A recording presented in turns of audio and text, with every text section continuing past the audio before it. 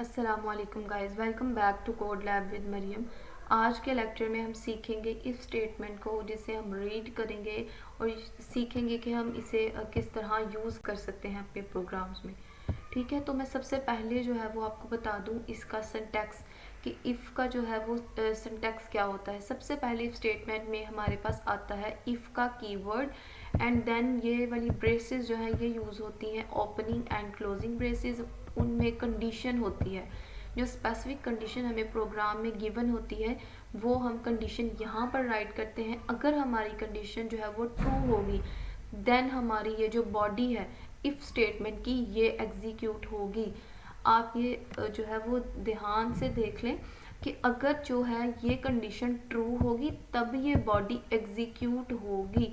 इसमें जो भी स्टेटमेंट्स लिखी होंगी वो एग्जीक्यूट होंगी, वो प्रिंट आपने किया हो या कुछ भी किया हो तब ही वो ये प्रोग्राम जो है वो ये वाला एरिया रन करेगा। अदरवाइज जो है वो प्रोग्राम रन नहीं होगा, वो इफ़ स्टेटमेंट जो है वो नहीं चलेगी। ठीक है, तो आपने इसको मिक्स नहीं करना क्योंकि नेक्स्ट हमने इफ़ एल्स बी पढ़नी है। तो आपने इनमें जो है वो डिफरेंस याद रखना है कि इफ़ स्टेटमेंट में हमारे पास यही होता है, ये डिसीजन मेकिंग के लिए यूज़ होती है कि अगर हमारी कंडीशन ट्रू है तो ये चल जाए, ये स्टेटमेंट्स जो हैं वो रन हो जाए। अगर ये फॉल्स है तो हमारी स्टेटमेंट्स रन नहीं होंगी। ठीक है, हम इसे एक प्रोग्राम के ज़रिए रन करके देख लेते हैं।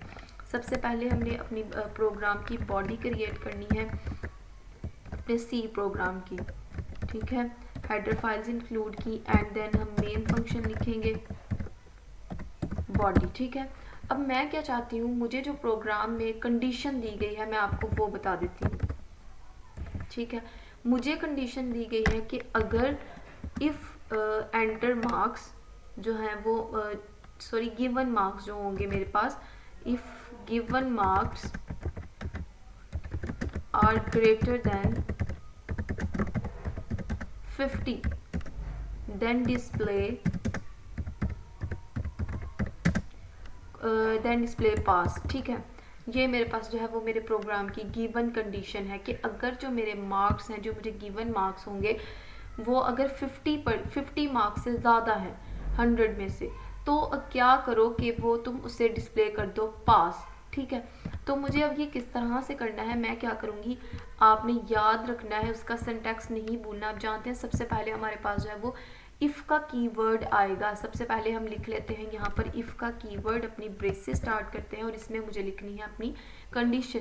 अब आप देखें मुझे यहाँ पर कंडीशन लिखने के लिए मार्क्स चाहिए, मार्क्स जो है वो ग्रेटर देन 50 होने चाहिए। ठीक है, तो आपको यहाँ पर आकर समझ आएगी कि हमें अभी मार्क्स भी चाहिए। तो हम क्या करते हैं, पहले यहाँ पर इंटीजर टाइप के मार्क्स जो हैं वो रख लेते हैं और इनिशियलाइज भी उन्हें कर लेते हैं 100। ठीक है, सॉरी 80 कर लेते हैं, चलें 80 कर लेते हैं। आप यूज़र से भी जो है वो इनपुट ले सकते हैं। अगर जो मेरे मार्क्स हैं वो ग्रेटर हैं, ग्रेटर लगा लें या फिर इक्वल हैं, ठीक है 80 से, सॉरी 40 से, 40, तो आप क्या करें, यहाँ 50 ही कर लेते हैं अपने प्रोग्राम की कंडीशन के अकॉर्डिंग। तो क्या कर दें आप प्रिंट कर दें, प्रिंट एफ यूज़ होगा। ठीक है, यहाँ पर पास, यहाँ पर हम कोई जो है वो फॉर्मेट स्पेसिफाई यूज़ नहीं करेंगे। आप जानते हैं क्यों नहीं करें, क्योंकि हमें वैल्यू प्रिंट नहीं करवानी, जस्ट ये कोटेशन प्रिंट करानी है पास। और पता है आपको जो भी हम कोटेशन में लिखते हैं प्रिंट एफ की बॉडी में वो जो है वो एज इट इज़ जो है वो रन हो जाता है। ठीक है, अब क्या होगा, ये प्रोग्राम कैसे रन करेगा, पहले हम उसकी फंक्शनिंग पढ़ लेते हैं।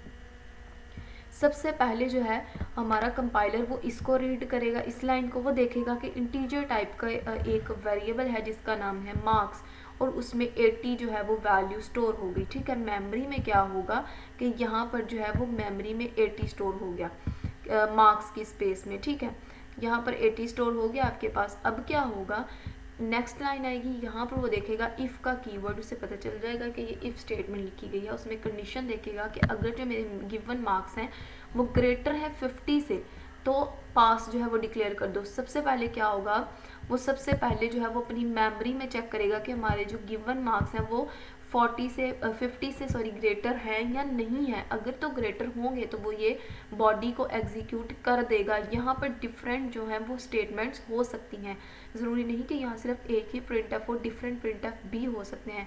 बच्चे कंफ्यूज हो जाएंगे कि जो सिंटैक्स है उसमें स्टेटमेंट 1, स्टेटमेंट 2, स्टेटमेंट n लिखा था, तो इसका मतलब यह है कि नंबर ऑफ स्टेटमेंट्स जो है वो वेरी कर सकती हैं, उससे कोई फ़र्क नहीं पड़ता। तो मैं कह रही हूँ कि अगर इफ़ स्टेटमेंट जो है वो इफ़ की कंडीशन जो है वो ट्रू है, देन ये प्रिंटफ जो है वो रन होगा, अदरवाइज ये रन नहीं होगा।